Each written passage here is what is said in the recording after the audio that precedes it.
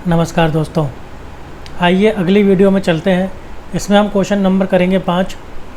इसके अंदर है क्वेश्चन नंबर 5 में आपको बताना है भाई कॉस्ट सेंटर क्या होता है, कॉस्ट यूनिट क्या होता है, कॉस्ट ऑब्जेक्ट क्या होता है।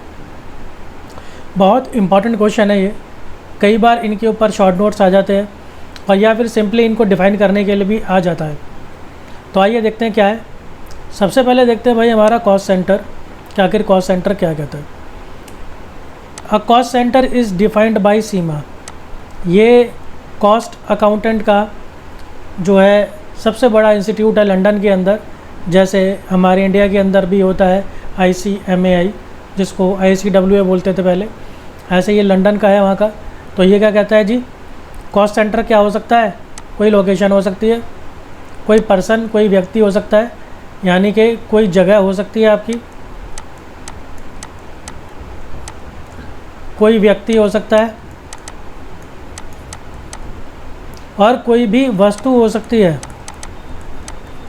Item of equipment. हमारे पास कोई भी इक्विपमेंट हो सकता है या फिर इनका ग्रुप हो सकता है। ऑफ विच कॉस्ट में बी असर्टेन्ड, और जिसकी कॉस्ट हमें फाइंड आउट करनी है, and used for the purpose of control. तो यानी कोई भी जगह हो सकती है, कोई भी व्यक्ति हो सकता है, कोई भी वस्तु हो सकती है, कोई मशीनरी हो सकती है, कुछ भी, और इनका ग्रुप भी हो सकता है जिसकी हमें कॉस्ट कैलकुलेट करनी है और कॉस्ट कंट्रोल करनी है, कम करनी है। Thus, a cost center refers to a section of which business to which cost can be charged। तो कोई भी ऐसी चीज़ जिसकी हमको कैलकुलेट करनी है कॉस्ट, वो आगे और इसको डिफ़ाइन कर रहे हैं, ज़्यादा एलैबोरेट करेंगे। इट में भी लोकेशन, ये लोकेशन हो सकती है, यानी कि कोई डिपार्टमेंट हो सकता है या फिर कोई एरिया, सेल एरिया हो सकता है, कोई वर्किंग एरिया हो सकता है, कोई मैन्युफैक्चरिंग एरिया हो सकता है, कुछ भी।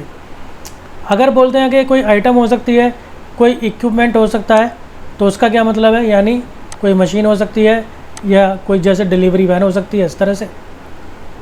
अगर बोलते हैं कि कोई व्यक्ति, तो भाई कोई सेल्समैन हो सकता है, कोई मशीन ऑपरेटर हो सकता है, इस तरह से। और या फिर अगर बोलते हैं ग्रुप की बात करते हैं, तो भाई कोई भी 2 ऑटोमेटिक मशीन हो सकती है जो एक आदमी चला रहा है। तो देखिए ग्रुप आ गया, मशीनें भी आ गई, ग्रुप भी आ गया। तो इनकी अगर हमें कॉस्ट फाइंड आउट करनी है और इन कॉस्ट कंट्रोल भी करनी है, तो ये हो जाएंगे आपके cost centre. The main purpose of ascertaining the cost of a cost centre, एक कॉस्ट सेंटर की कॉस्ट फाइंड आउट करने का जो मेन उद्देश्य होता है वो है कॉस्ट को कंट्रोल करना। अगर आपको कॉस्ट कंट्रोल ही नहीं करनी तो फिर कोई मतलब नहीं है इन सब चीज़ों का। ये सारी कैलकुलेशन इसीलिए होती है ताकि आप कॉस्ट को कंट्रोल कर पाएँ, जितना कम आप रखना चाहते हैं रख सकें। Cost centre are primary of 2 types. Cost centre जो है जनरली 2 तरह के हो सकते हैं, एक है पर्सनल और दूसरा है इम्पर्सनल। पर्सनल हो गया जिसके अंदर या तो व्यक्ति आ जाएंगे पर्सन, और या फिर ग्रुप आ जाएंगे पर्सन्स के। और इम्पर्सनल यानी व्यक्तियों को छोड़कर, जिंदा इंसानों को छोड़ के बाकी सब आ जाएगा, यानी कि लोकेशन आ सकती है, आइटम ऑफ इक्विपमेंट आ सकते हैं, और या फिर इनका ग्रुप आ सकता है। आगे देखें, from functional point of view cost centre जो है अब वो 2 तरह के हो सकते हैं। एक है आपका प्रोडक्शन कॉस्ट सेंटर और एक है आपका सर्विस कॉस्ट सेंटर। तो प्रोडक्शन कॉस्ट सेंटर में क्या है, these are those cost centres where actual production, जहाँ पर असली काम हो रहा है वो, where actual production work take place. इसका एग्जांपल क्या है, मान लीजिए कि वीविंग यानी बुनाई करना, वीविंग डिपार्टमेंट है टेक्सटाइल मिल के अंदर। इसी तरह से मेल्टिंग डिपार्टमेंट है आपका, जो मेल्टिंग शॉप है किस में, स्टील की मिल में। इसी तरह से जो गन्ना होता है शुगर केन, उसको क्रश करने वाली शॉप है शुगर मिल में। तो देखिए कॉस्ट सेंटर हमने ये बताया। अगर टेक्सटाइल कपड़े की कोई मिल है तो उसके अंदर कॉस्ट सेंटर हो सकता है आपके बुनने वाला, बुनाई करने वाली शॉप, ठीक है, या बुनाई करने वाला डिपार्टमेंट। अगर स्टील की मिल है, लोहे की मिल है, तो उसके अंदर क्या हो सकता है, आपकी जो पिघलाने वाली है, जो जो मेटल होता है, मेटल को पिघलाने वाली जो शॉप है वो कॉस्ट सेंटर हो जाएगी। इसी तरह से जो चीनी की मिल है उसके अंदर गन्ने से जूस निकालने वाली जो शॉप है वो हो जाएगी आपकी cost centre. Service cost centre की बात करें, these are cost centres which are ancillary यानी जुड़े हुए हैं, ancillary to and render service to production department cost centres. या तो प्रोडक्शन कॉस्ट सेंटर्स के साथ जुड़े हुए हैं और या फिर उनको सर्विस देते हैं। जैसे अगर एग्जांपल की बात करें, service cost centres are power house, जैसे पावर हाउस हो गया जहाँ से बिजली आती है सभी डिपार्टमेंट्स को, ठीक है जी। टूल रूम हो गया जहाँ पर सारे के सारे औजार रखे जाते हैं। स्टोर रूम, स्टोर डिपार्टमेंट हो गया जहाँ पर सारा मटेरियल रखा जाता है। रिपेयर शॉप जहाँ से रिपेयरिंग की जाती है। कैंटीन। तो देखिए इन सब के अंदर अपना कोई मेन प्रोडक्शन नहीं होता है, लेकिन जो मेन प्रोडक्शन है ये उनके साथ में जुड़े हुए हैं, ये उनको सर्विस देते हैं, उनको काम देते हैं, इनके बगैर वो चलना भी मुश्किल है। अब अगला देखते हैं हिस्सा, और ये है हमारा कॉस्ट यूनिट का। कॉस्ट यूनिट इसको अगेन सीमा लंदन ने डिफाइन किया है कैसे, यूनिट ऑफ प्रोडक्ट या सर्विस। अब ये प्रोडक्ट या सर्विस, ठीक है, अब इससे इधर उधर नहीं जाना है, सिर्फ या तो हमारा प्रोडक्ट है या सर्विस है। प्रोडक्ट जैसे कि पेन हो गया, सर्विस जैसे कि कोई भी सर्विस हो गई, जैसे आप शिपिंग सर्विस दे देते हैं किसी को, माल एक जगह से दूसरी जगह पहुंचाने के लिए कोरियर सर्विस दे देते हैं। Service in relation to which cost are ascertained. तो अब आपको सिर्फ उसकी यूनिट ही, अब जो मेन चीज़ है ना वो उसके अंदर यूनिट है। यूनिट क्या है अभी आप समझ जाएंगे। According to institute of cost accountants of India, ये वो इंडिया का सबसे बड़ा इंस्टीट्यूट है, फॉरमोस्ट सबसे बड़ा कॉस्ट डिपार्टमेंट का सबसे बड़ा इंस्टीट्यूट है, जहाँ पर कॉस्ट से रिलेटेड कोर्सेज कराए जाते हैं, डिग्रीज दी जाती हैं, रिसर्चेज होती हैं। कॉस्ट मतलब ICAI, institute of cost accountants of India, ठीक है जी। Cost unit is a form of measurement. ये देखिए मेन चीज़ यही है, आप मापेंगे कैसे, नापेंगे कैसे आप कि वो जो प्रोडक्ट है वो कितना है, नंबर्स में है, किलोग्राम में है, लीटर में है, टन में है, वेट में है, मीटर में है, इस तरह से। Form of measurement of volume of production और सर्विस। सर्विस में भी माप सकते हैं, आपने कितना माल पहुंचाया, ठीक है, 10 पैकेट 20 पैकेट, आपने ट्यूशन पढ़ाई तो क्लास कितनी दी, 10 class the, 20 class the. This unit is generally adopted on the basis of convenience and practice in the industry concern. उस इंडस्ट्री के अंदर काम करने की सहूलियत जिस तरह से होगी उसी हिसाब से ये चीज़ें बनाई जाती हैं। फॉर एग्ज़ाम्पल अगर बात करें शुगर मिल की, तो देखिए यहाँ पर लेकर चलते हैं पर टन, कॉस्ट पर टन के हिसाब से इसमें लेके चलते हैं। गन्ना आएगा किलोग्राम में नहीं आएगा, टन के अंदर आएगा, टन के अंदर उसकी कैलकुलेशन होगी। अगर टेक्सटाइल मिल की बात करें तो यहाँ पर होता है कॉस्ट पर मीटर, तो जो मीटर है वो कॉस्ट यूनिट हो गया, यहाँ पर टन जो है वो कॉस्ट यूनिट हो गया। कपड़े के केस में 10 और टन, जैसे कि मैंने कहा कि टन और शुगर के केस और मीटर आ जाए कपड़े के केस में, ये दोनों क्या हैं, ये दोनों है कॉस्ट यूनिट। आगे ब्रॉडली अगर देखें तो ये दो कैटेगरीज में मापे जाते हैं। एक है हमारा यूनिट ऑफ प्रोडक्शन, यानी कि जैसे पेपर के केस में हो गया रिम ऑफ पेपर, यानी एक पेपर का पैकेट। फिर ऐसे ही हो गया अ टन ऑफ स्टील, तो जैसे स्टील हो गया, स्टील को नापेंगे टन में। फिर मीटर ऑफ केबल, तार को नापेंगे मीटर में। इसी तरह से दूसरा हिस्सा है यूनिट्स ऑफ सर्विस। सर्विस में कैसे नापेंगे, कितने पैसेंजर्स आपने एक मील में पहुंचाए, ठीक है। सिनेमा के अंदर टोटल सीट कितनी है। इसी तरह से कंसल्टिंग आवर्स, कितने घंटे आपने कंसल्टेशन की, कितने घंटे आपने पढ़ाया, कितने घंटे आपने कोई भी सर्विस दी। तो इस तरीके ये कैलकुलेट होते हैं। आइए अब अगला देखते हैं कॉस्ट ऑब्जेक्ट। इसके अंदर हमारा आखिरी हिस्सा है कॉस्ट ऑब्जेक्ट का। कॉस्ट ऑब्जेक्ट दो बार आ गया ये, may be defined as anything for which a separate measurement of cost may have desired. ये इसके अंदर मेन चीज़ क्या है, ये कुछ भी है, कॉस्ट ऑब्जेक्ट कुछ भी है जिसके लिए आप कॉस्टिंग करना चाहते हैं, वो अभी क्लियर हो जाएगा आगे। A cost accountant may want to know the cost of particular thing. ये देखिए, किसी एक पर्टिकुलर चीज़ के बारे में वो कॉस्टिंग करना चाहता है और इसी को बोलते हैं हम कॉस्ट ऑब्जेक्ट। जैसे अ कॉस्ट ऑब्जेक्ट,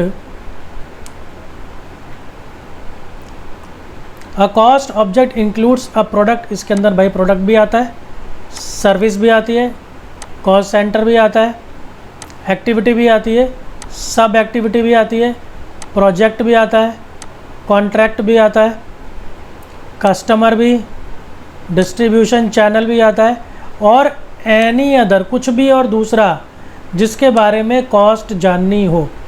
तो यहाँ पर कोई लिमिट नहीं है, यहाँ पर जितना भी कुछ हो सकता है जिसके बारे में भी हम कॉस्ट की कैलकुलेशन करना चाहते हैं वो सब इसके अंदर आ जाता है। तो यहाँ पर जो सीमा लंदन है उसने कुछ एग्जांपल्स आपको दिए हैं, जैसे प्रोडक्ट के केस में कोई कार हो सकती है, शेविंग रेज़र हो सकता है। इसी तरह से सर्विस के केस के अंदर टेलीफोन की हॉटलाइन हो सकती है जिस पर बात की जाती है, टैक्सी सर्विस हो सकती है। प्रोसेस अगर की बात करनी हो तो मेल्टिंग हो जाएगा, अगर स्टील मिल की बात करें या वीविंग की बात हो जाएगी, ये प्रोसेस हो गए। फिर एक्टिविटी की बात करें अगर, तो एक्टिविटी के अंदर जैसे मान लो कोई वेबसाइट बनाई और कोई मशीन, किसी मशीन को सेट कराए ताकि वो काम कर पाए, और इसी तरह से कोई ऑर्डर प्लेस कराए, ठीक है, परचेज़ के लिए, तो ये हो जाएंगी एक्टिविटीज़।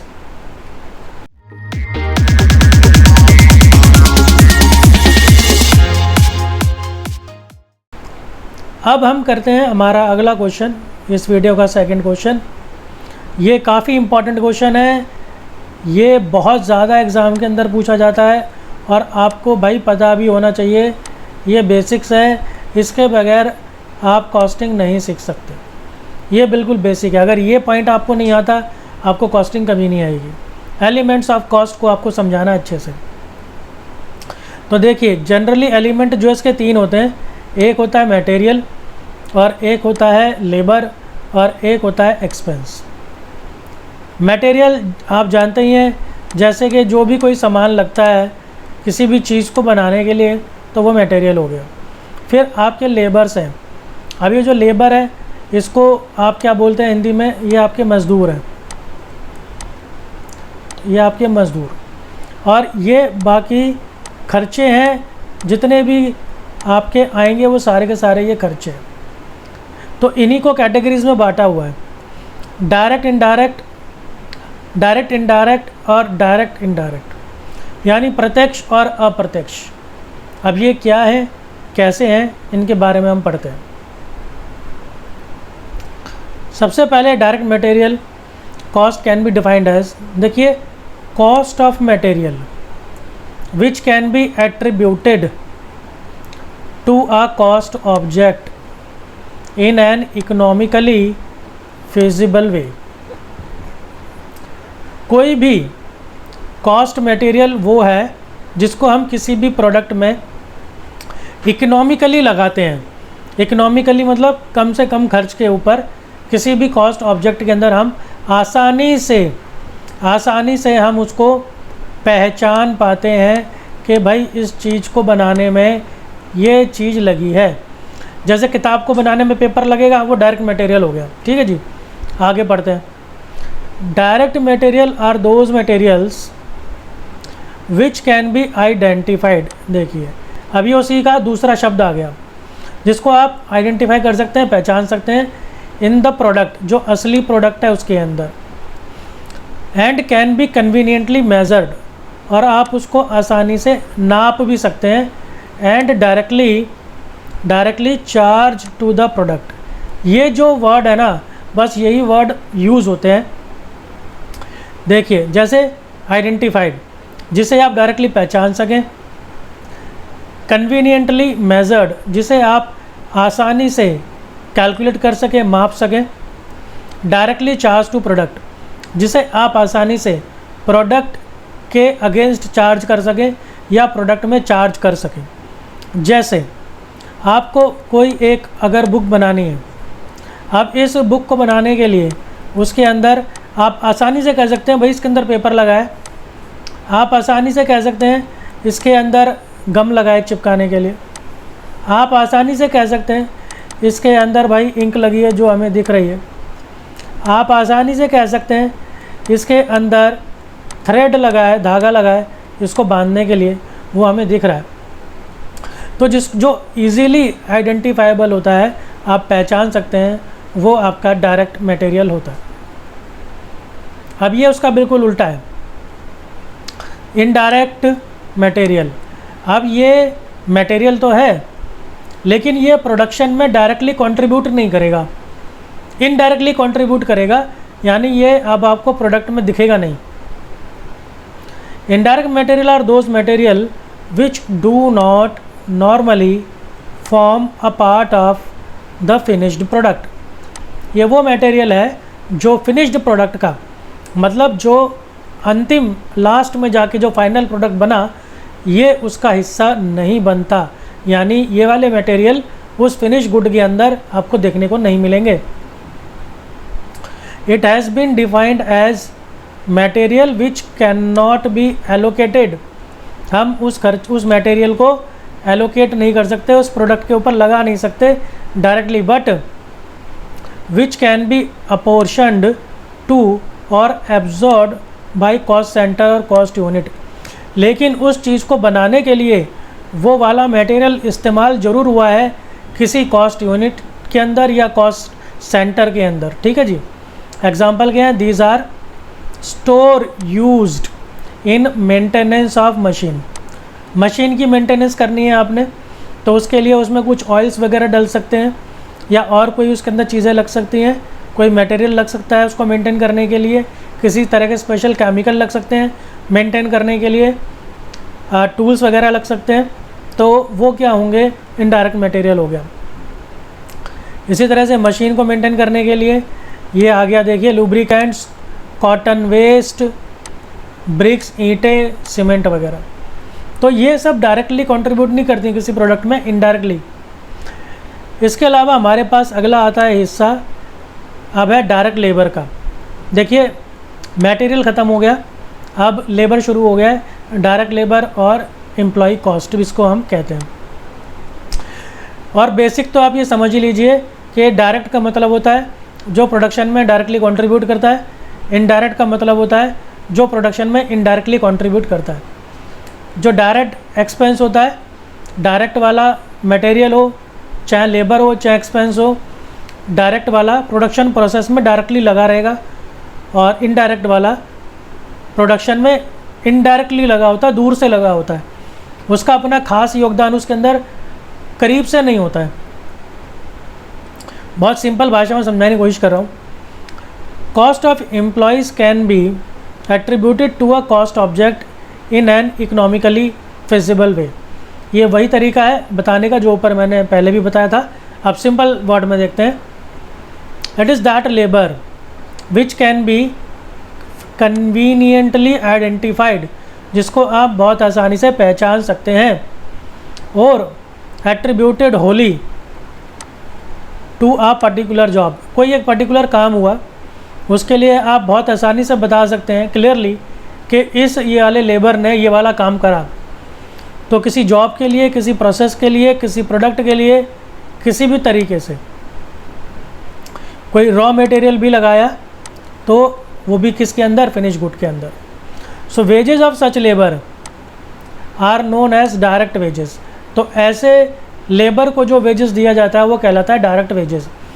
तो डायरेक्ट वेजेस और डायरेक्ट लेबर एक ही बात होती है। Thus it includes payment made to the following group of labour. अब ये दो तरह के इसमें लेबर आते हैं।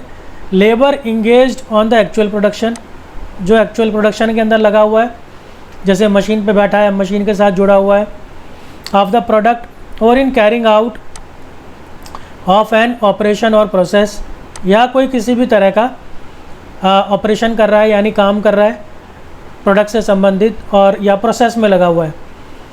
लेबर इंगेज दूसरा in aiding the manufacture by way of maintenance, जो मेंटेनेंस कर रहा है, जो टूल सेटिंग कर रहा है, जो माल ला रहा है ले जा रहा है, ट्रांसपोर्टेशन कर रहा है मटेरियल का, वो।